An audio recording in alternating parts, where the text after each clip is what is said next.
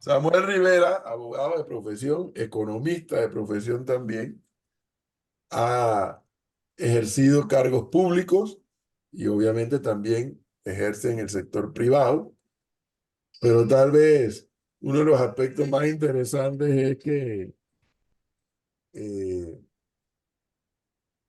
conocedor, porque ha sido también dirigente sindical.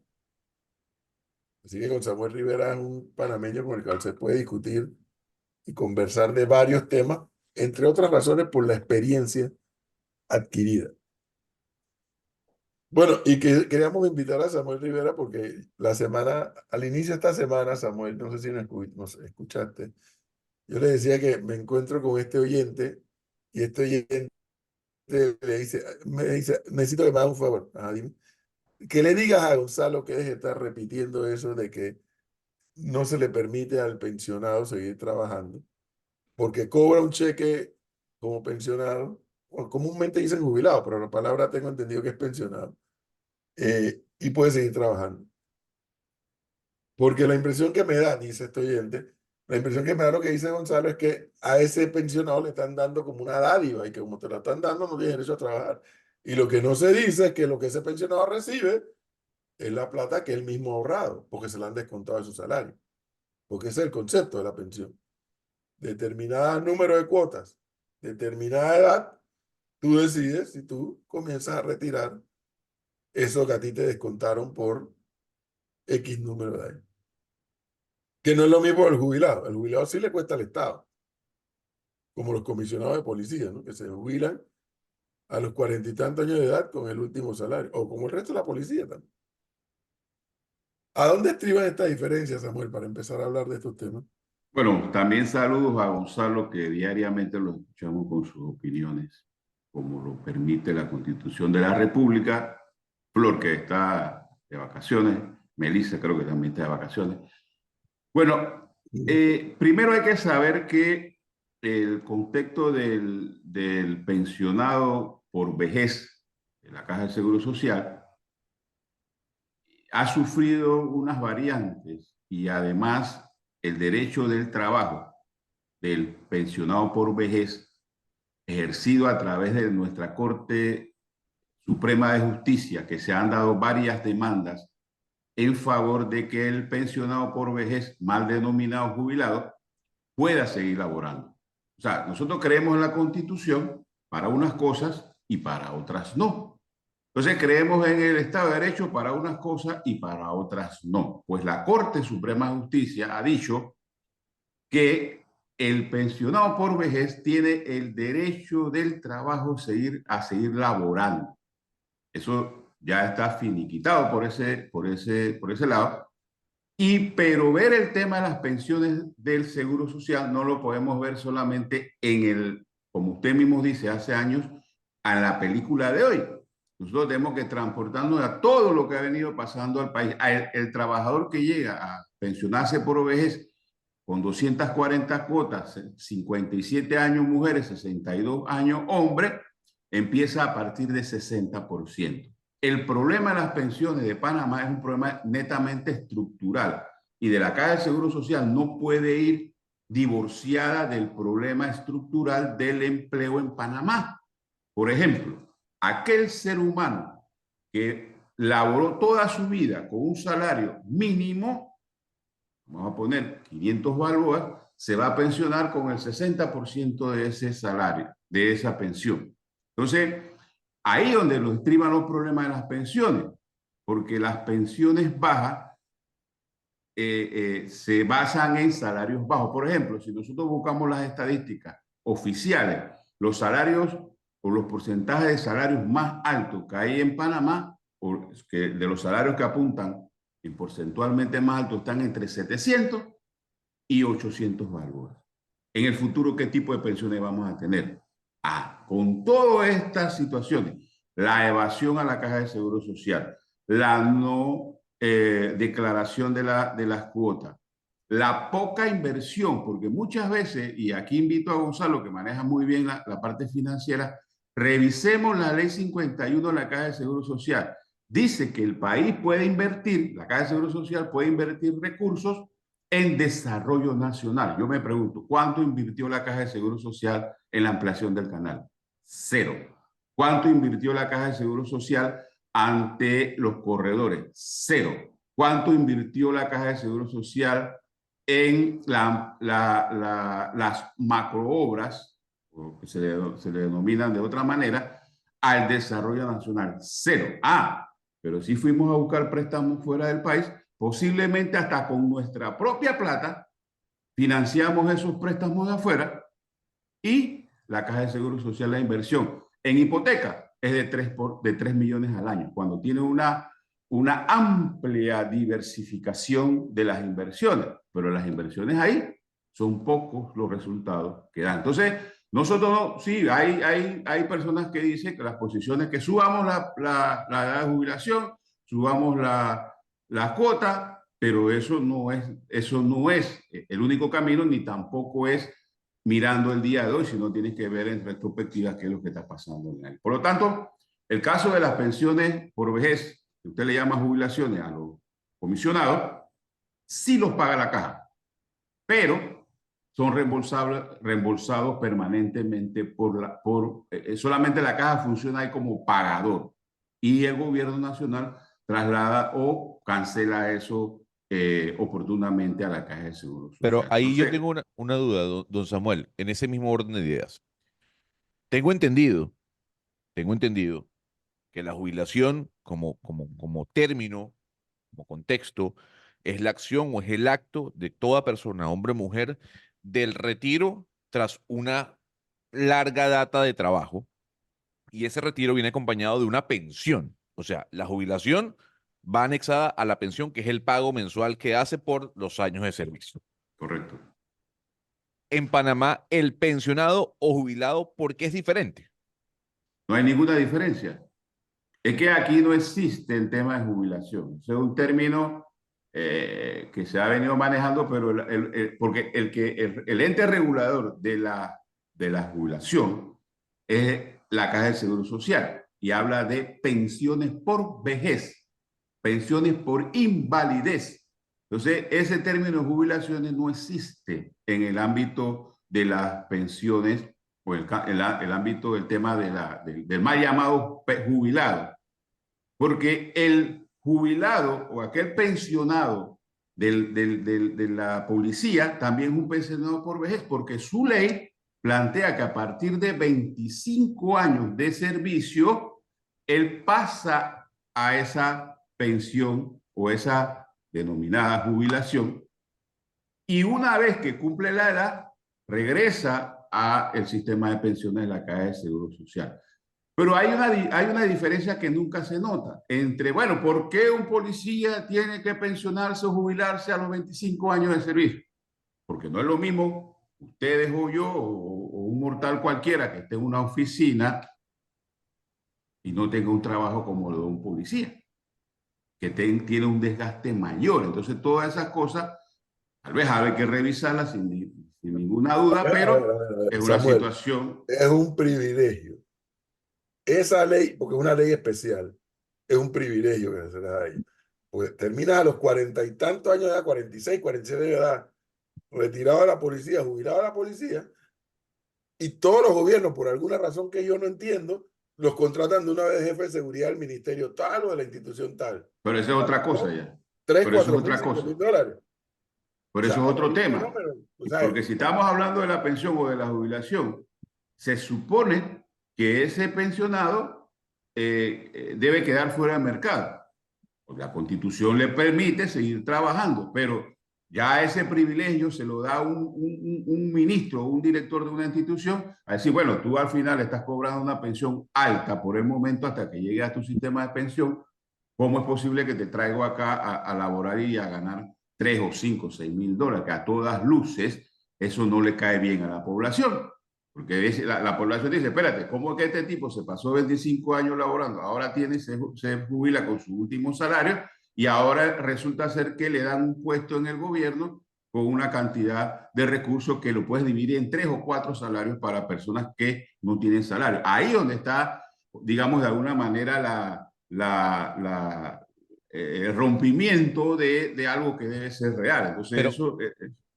mire, don Samuel, usted decía, sí, la Corte Suprema de Justicia dictaminó que el pensionado tiene todo el derecho a trabajar. Perfecto. Que lo haya dictaminado la Corte no significa que algunos estemos en contra de esa posición. por supuesto que no. No decimos que es ilegítima, sino que no estamos a favor. ¿Y por qué se lo digo? Porque cuando uno ve el planteamiento y el panorama completo, uno dice, ¿cómo es posible que en un país haya una edad de jubilación o de pensión, como usted lo quiere llamar, tan baja, tomando en cuenta la expectativa de vida, y aún así se da esa edad de jubilación, se recibe la pensión y se puede seguir trabajando? O sea, es algo que uno no termina de entender, porque si uno va a cualquier país de Europa, uno recibe una pensión alta, 2.000, 3.000 euros. Sí, se pagó muchísimo, se paga mucho impuesto y por eso uno recibe esa cantidad de plata.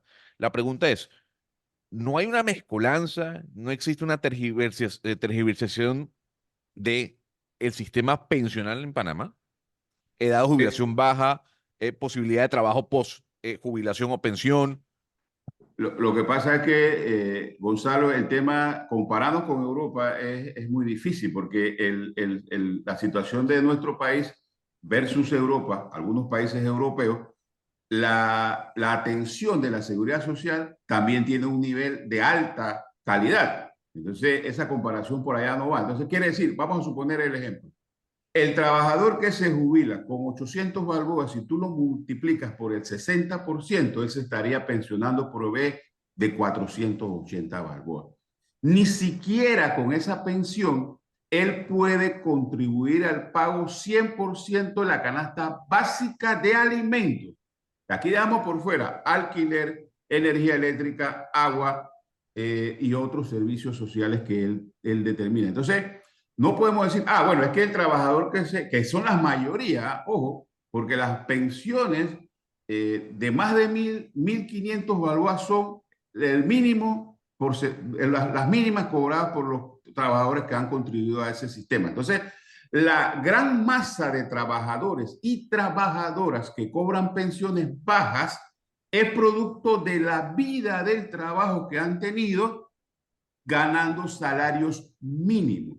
Por eso, entonces, eso también se pega un poco con aquella discusión que ustedes tenían de que el salario mínimo no debe ser, porque el salario mínimo es el elevador que impulsa el salario. Y la mejor fórmula, dicha por grandes economistas de derecha y del centro, donde usted quiera, es que el mejor impulsador de la riqueza son los salarios. Por lo tanto, aquel trabajador que se pensionó por vejez con 450, 480 balboas, que no le alcanza ni para alimentarse, encima cuando va a la Caja de Seguro Social a retirar sus medicinas, no hay. Si tiene un problema del corazón, la cita son después que se muere. Entonces no podemos hacer una comparación Panamá versus Europa porque eso no Claro, nos da para ese debate. pero entonces sí hay un problema estructural, porque Sí, partamos del hecho de que el pensionado o jubilado no debería utilizar su pensión como un doble salario. O sea, es que partamos de ese hecho que no se debería. no ¿Qué se ocurre debería. qué ocurre en Panamá por cómo está estructurado el sistema? Pues sí, porque lo que recibe es muy poco. Pues sí, eso está muy bien, pero eso no significa que esté correcto el sistema. Eso no significa que las bases fundamentales del sistema estén adecuadas para que ese pensionado jubilado siga trabajando. Ese es mi problema con el sistema pensional de Panamá, es que, ¿por qué quien llega a la edad de jubilación recibe una plata, cobra doble salario cuando no debería ser así? No debería, pero no puedes hacer el análisis sin vincular la economía y la clase de empleo, porque nosotros somos fáciles de firmar. Panamá hace años firmó un acuerdo con la OIT, empleadores, trabajadores, del trabajo decente. Y el trabajo decente tiene una serie de componentes que hay que cumplir. Entonces resulta ser que yo no puedo analizar el tema del seguro social desvinculado a la economía. Por ejemplo, Por ustedes también lo han supuesto.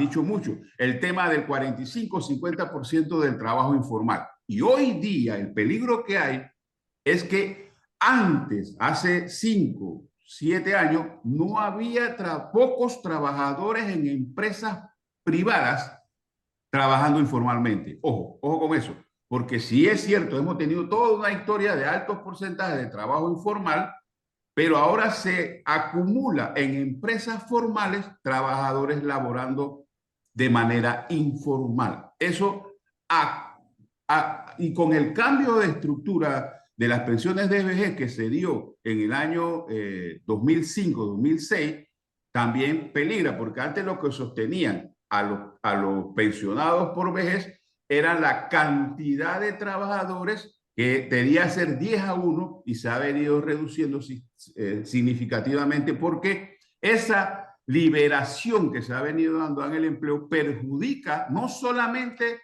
al sistema de pensiones. Vamos a preguntarle al sistema bancario. ¿Cuál es el problema que se tiene con los créditos en Panamá? Se ha ido disminuyendo ese poder adquisitivo del trabajador hasta llegar al asfixio, porque no tiene el trabajador margen.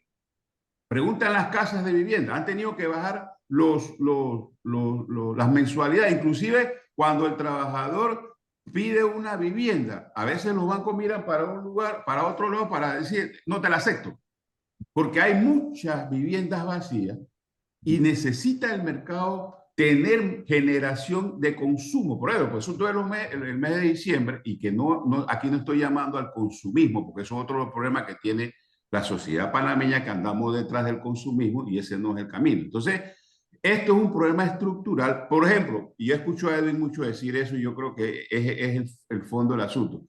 Los candidatos a las elecciones próximas, y ya esta película del gobierno actual pasó un poco, tienen que tener una obsesión por la generación del empleo formal, pero una cosa a otro nivel para generar empleo formal.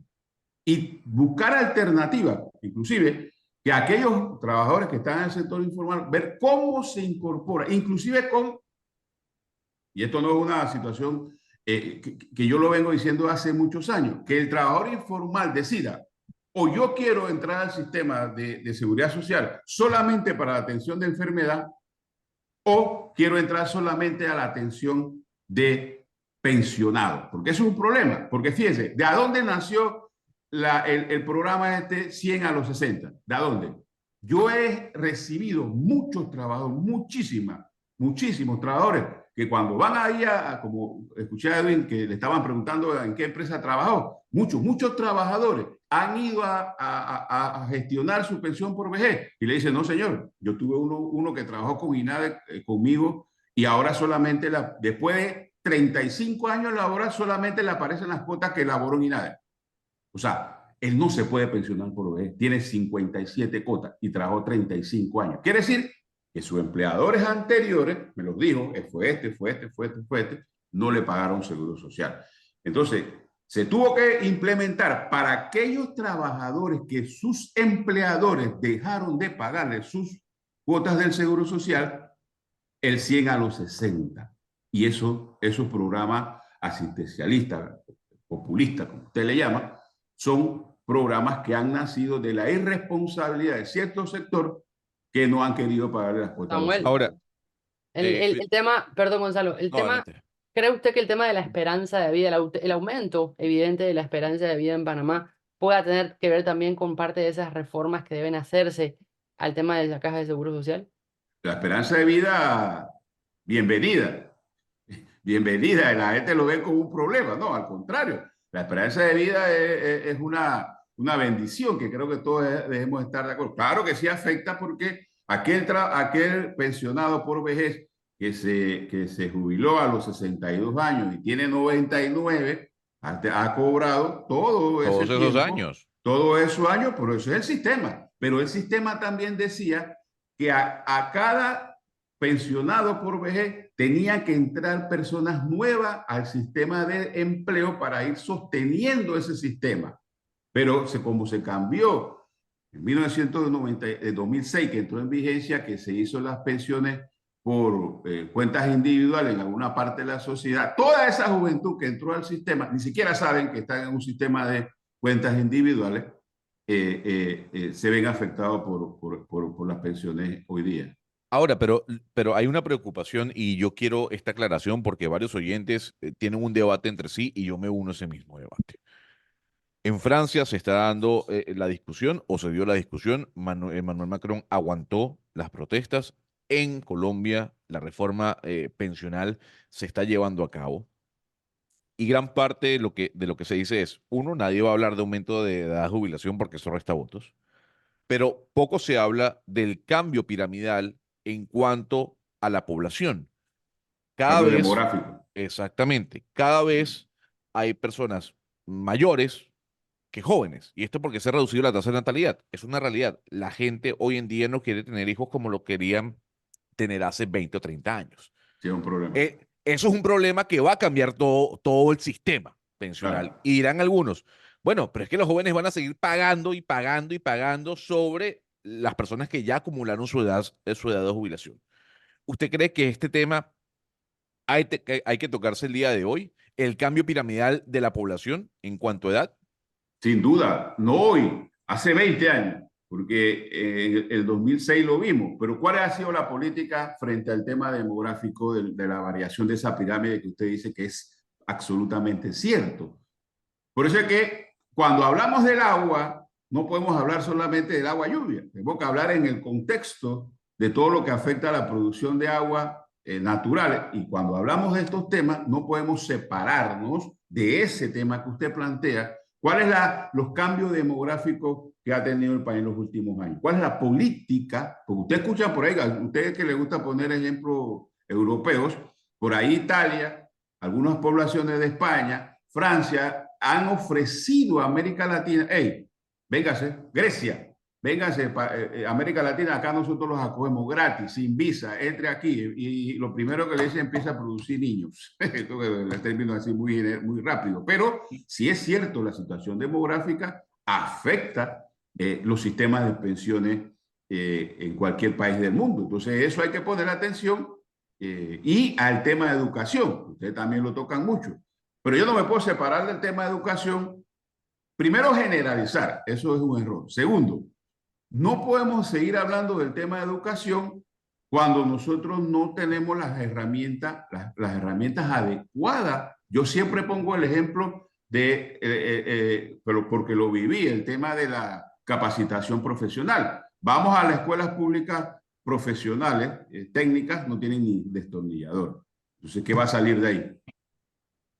Que ese trabajador, ese estudiante que sale de una escuela técnica, sin herramientas, sin tecnología, ¿a dónde va a ir? Al mercado informal. Entonces, todo esto es un análisis general para poder decir a dónde nosotros enfocamos el país. Bien lo dijo usted, la parte demográfica, los salarios, la informalidad, el salario mínimo, de los servicios sociales, todo eso es un componente, porque aquí hablamos cada 5 años hablamos de planes de gobierno.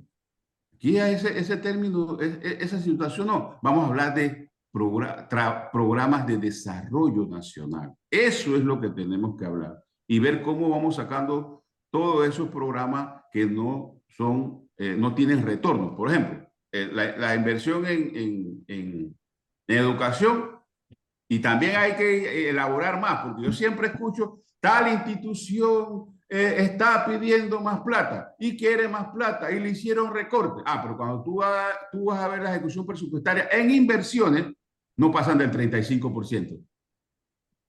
Y esa es la obsesión que debe tener el director o ministro, decir, hey, la inversión, el presupuesto de inversión tiene que ser ejecutado de manera eficiente, pero tú vas y lo escucho a todos los días, sí, que me recortaron 20 millones. Ah, sí, pero ¿cómo no le vamos a recortar 20 millones? En algunos casos, no todos son iguales, y resulta ser que su ejecución presupuestaria no pasa del 35% de inversión.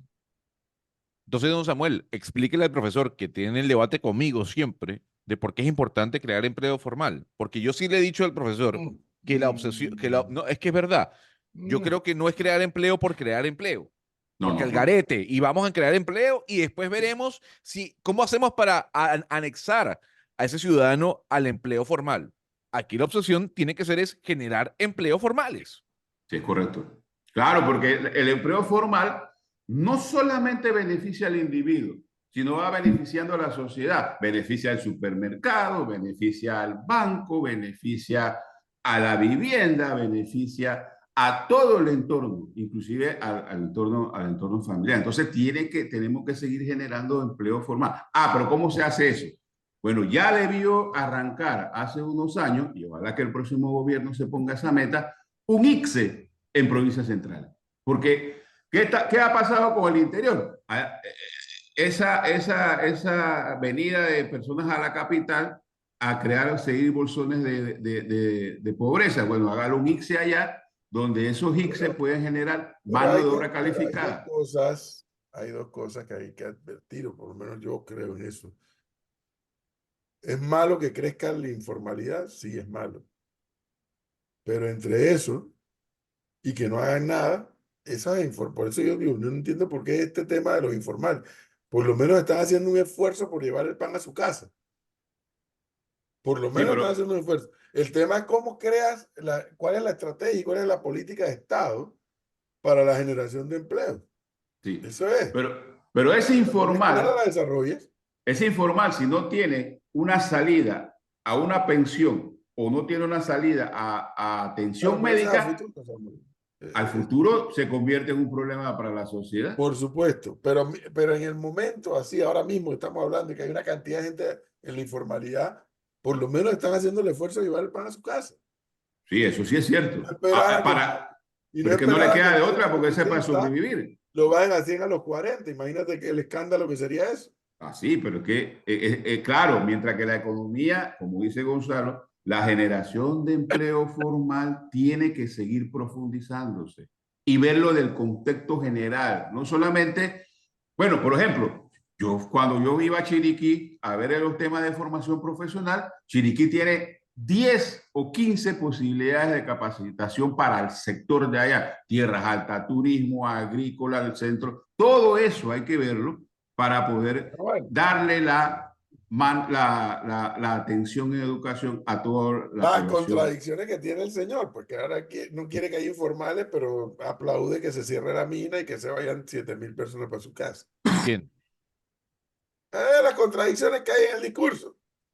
Ahí está. Es que también el tema de la mina, que yo he estado un poco fuera del tema, no se puede ver desde el contexto de solamente la pérdida de empleo, ni el Es tema parte de, de es parte de. quién protestó y quién no protestó. Tampoco lo puedo ver desde el día que se declaró inconstitucional, sino que acá, ustedes mismos lo decían, que el tema empezó a discutirse muy mal y en tiempos no adecuados.